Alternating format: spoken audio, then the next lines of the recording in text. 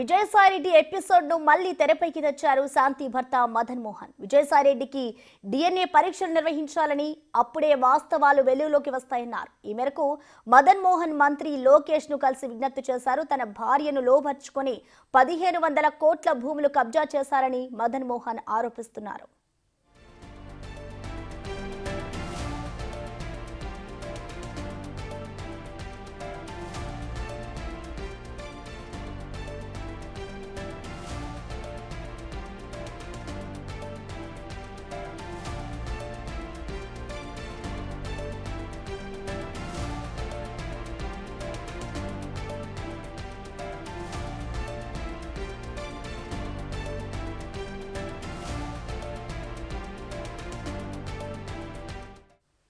దీనిపై మరింత సమాచారాన్ని మా ప్రతినిధి అమరావతి నుంచి శివ అందిస్తారు. శివ,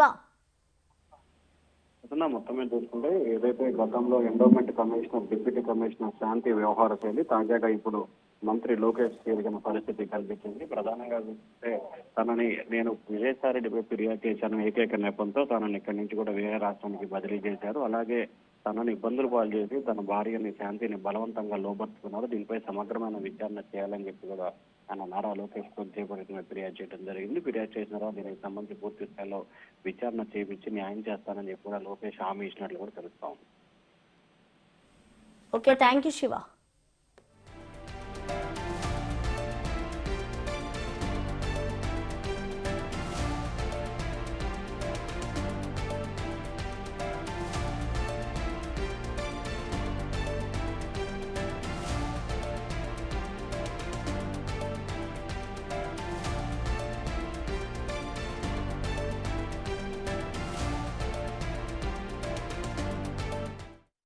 విజయసాయిరెడ్డి ఎపిసోడ్ ను మళ్లీ తెరపైకి తెచ్చారు శాంతి భర్త మదన్ మోహన్. విజయసాయిరెడ్డికి డిఎన్ఏ పరీక్షలు నిర్వహించాలి అంటూ కూడా ఆయన లోకేష్ ను కలిసి వినతి పత్రం ఇచ్చారు. మదన్ మోహన్ మంత్రి లోకేష్ ను కలిసి విజ్ఞప్తి చేశారు.